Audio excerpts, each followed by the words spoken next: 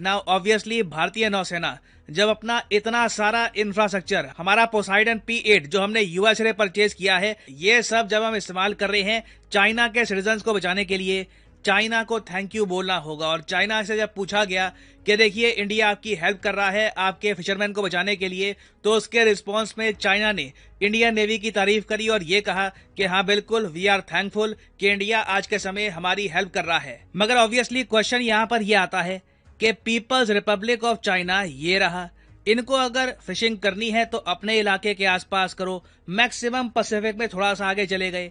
ये लोग all the way Indian ocean में यूएसए के मिलिट्री बेस के पास, जी हाँ यूएसए के मिलिट्री बेस के पास फिशिंग क्यों कर रहे थे और क्या इंडिया को अलर्ट रहना चाहिए ऐसी फिशिंग शिप्स के बारे में डिस्कस करेंगे इस टॉपिक को इन डेप्थ। मगर आगे बढ़ने से पहले आपसे क्वेश्चन पूछूंगा। क्वेश्चन यहाँ पर यह है कि पीएम मोदी जेलेंस्की से मिलेंगे पहली बार सिंस रशियास इन्वेजन।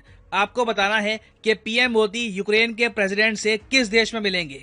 ये टॉपिक काफी न्यूज में है, इस मीटिंग को दुनिया भर का मीडिया कवर करेगा। बताइए पीएम मोदी जेलेंस्की से किस देश में मिलेंगे, यूएसए, जापान, ऑस्ट्रेलिया या फिर न्यूजीलैंड? कमेंट सेक्शन में करिए उत्तर, सही आंसर मैं आपको दूंगा वीडियो के एंड में। ओके, तो सबसे पहले जो प्रॉब्लम है इसकी मैं आपको जड़ बताता हूँ। चाइना बड़े स्केल पर इलीगल फिशिंग करता है दुनिया भर में। जी हाँ, जब मैं कहता हूं दुनिया भर में, मेरा मतलब चाहे कोई भी ओशन हो, कोई भी देश हो, वहां पर चाइना के मछुआरे चले जाएंगे बिना परमिट के, बिना अप्रूवल के, और वहां पर मछलियां पकड़ना स्टार्ट कर देंगे। और ओवर द इयर्स कई देश हैं, फिलीपींस है, इंडोनेशिया है, even Australia, Papua New Guinea, उसके अलावा यहाँ पर चिले, पेरू, बहुत सारे देश हैं जो कंप्लेन कर चुके हैं कि चाइना के मछुआरे जिनको अपने इलाके में फिशिंग करनी चाहिए, ये अपने इलाकों में इतनी ज्यादा फिशिंग करते हैं कि यहाँ पर मछलियां बचती नहीं हैं, श्रिम्प्स बचते नहीं हैं। उसके बाद ये बाकी देशों का जो कोस्टल एरिया है वहां पर पहुंच जाते हैं फिशिंग करने के लिए। ऑफ कोर्स इसका रीजन ये है क्योंकि चाइना में सबसे ज्यादा मछलियां खाई जाती है। आप अगर लिस्ट देखोगे कंट्रीज की तो चाइना में एक बड़ी आबादी है जो फिश खाना पसंद करती है, तो डिमांड है तो सप्लाई पूरी करने के लिए कई मछुआरे इलीगल तरीके से भी फिशिंग करना स्टार्ट कर देते हैं। और सिंस हम यहाँ पर चाइना की बात कर रहे हैं जो एक बहुत बड़ी आबादी वाला देश है, तो जब भी इनके मछुआरे एक कंट्री को टारगेट करते हैं, मान लो जी श्रीलंका का केस ले लो, ठीक है, चाइना के मछुआरों ने कहा कि अच्छा यहाँ पे मछलियां अब बची ना, चलिए हम श्रीलंका के आसपास जाते हैं, तो जिस कंट्री को भी ये टारगेट करते हैं ना उसके आसपास पहुंच जाता है चाइना का फिशिंग अर्माडा। अर्माडा जो एक वर्ड है ना, ये एक टाइम पर यूज किया जाता था एक नौसेना की बड़ी फ्लीट के लिए, मतलब बहुत सारी नेवल शिप्स आ रही है उसको कहते थे देखिए अर्माडा आ रहा है। और आज के समय देखो चाइना की जो ये फिशिंग शिप्स हैं ये भी इकट्ठा इतनी सारी आती है कि दूर से देखो तो लग रहा होता है कि इन्वेजन हो रही है, कोई अटैक सा हो रहा है। और सिचुएशन देखिए इतनी खराब है कि ये टॉपिक, चाइना की इलीगल फिशिंग का टॉपिक, क्वाड की मीटिंग्स में डिस्कस किया गया था 2022 में। क्वाड कंट्रीज ने मिलकर यह भी डिसाइड किया कि इलीगल फिशिंग पे हम रोक लगाएंगे और एक्शन लेंगे इसके अगेंस्ट। मगर ऑब्वियसली चाइना यहां पर सुनने वाला है नहीं।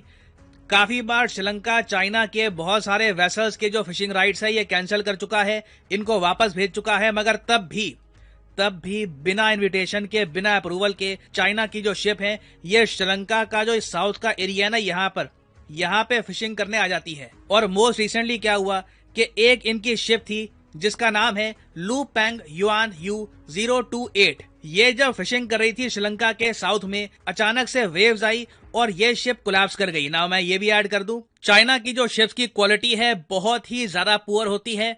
और चाइना के अर्माडा में एक बात बहुत ही ज्यादा कॉमन आपको मिलेगी, कोई किसी की हेल्प करने के लिए नहीं आता। मैंने कई केसेस देखे हैं कि चाइना से दूर दराज ये शिपिंग करने के लिए चले जाएंगे, एक शिप डूब जाएगी, कई मछुआरे मारे जाएंगे, बाकी मछुआरे उन मछुआरों की हेल्प भी नहीं करते। बड़ा रेयरली होता है कि ये अर्माडा एक दूसरे की हेल्प करे, क्योंकि हर कोई जो यहाँ पर शिप है ना उसका एक मोटिव है प्रॉफिट, कि मैंने अपने देश के आसपास सारी फिश खत्म कर दी, अब दूसरे देश के आसपास जो फिश बची हैं वो भी खत्म करने के लिए जाना है। तो अभी देखिए श्रीलंका से 900 नॉटिकल मील दूर यहाँ पर चाइना की जो शिप है ये बिल्कुल कोलैप्स कर गई।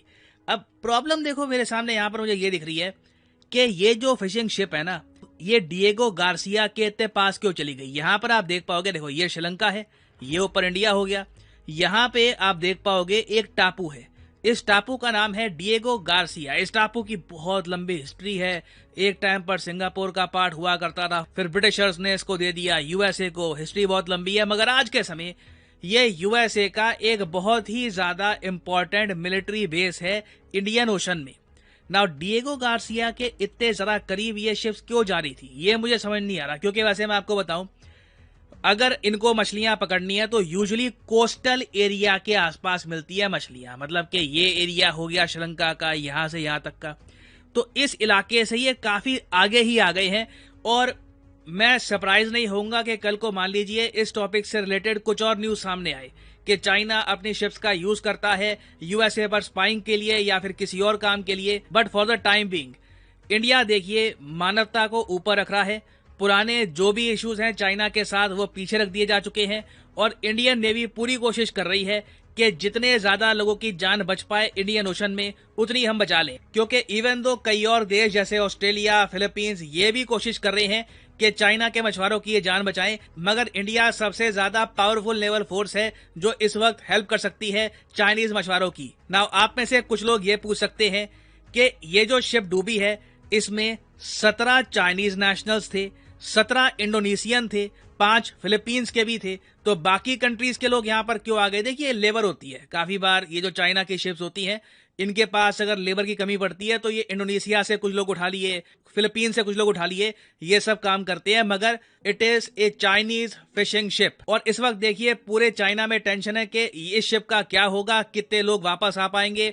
शी जिनपिंग खुद इस सिचुएशन को मॉनिटर कर रहे हैं, मगर मेरे हिसाब से अगर ऐसे इंसिडेंट्स को रोकना है, चाइना को पहली बात तो इलीगल फिशिंग दुनिया भर में रोकनी चाहिए। क्योंकि अपने देश से इतने ज्यादा दूर इनके मछुआरे चले जाएंगे अगर, तो पहली बात तो इनकी जो बोट्स है उस पर डैमेज आएगा। जितना दूर आप जाएंगे बिना रिपेयर के, बिना सपोर्ट के, आपकी जो बोट्स हैं खतरे में आएंगी। उसके अलावा देखिए इलीगल तरीके से फिशिंग करना वैसे भी गलत है। तो अभी हमको देखना होगा कि चाइना के जो ये मछुआरे हैं, बाकी कंट्रीज के भी जो ये मछुआरे हैं, क्या ये बच पाएंगे या फिर नहीं। ना वापस आते हैं अपने क्वेश्चन की तरफ कि पीएम मोदी यूक्रेन के प्रेसिडेंट ज़ेलेंस्की से मिलेंगे पहली बार किस कंट्री में? तो सही उत्तर यहाँ पे है option B, Japan is the right answer. Japan में G7 समिट हो रहा है हिरोशिमा में, और हिरोशिमा में ही पहली बार रशिया की जो वॉर है ये स्टार्ट होने से पहली बार पीएम मोदी और ज़ेलेंस्की की एक प्रॉपर मीटिंग होने वाली है। याद रखिएगा, very important for exam perspective. और फाइनली यहाँ पर मैं ये भी ऐड कर दूं कि आप किसी भी एग्जाम की तैयारी कर रहे हैं, चाहे एसएससी, यूपीएससी, बैंक, आप परचेज कर सकते हैं अनअकैडमी के क्वालिटी कोर्सेज।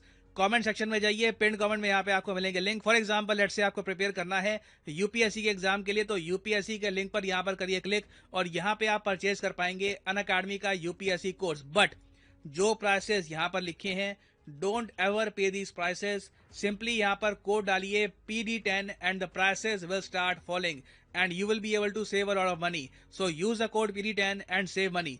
और इसी नोट के साथ ये है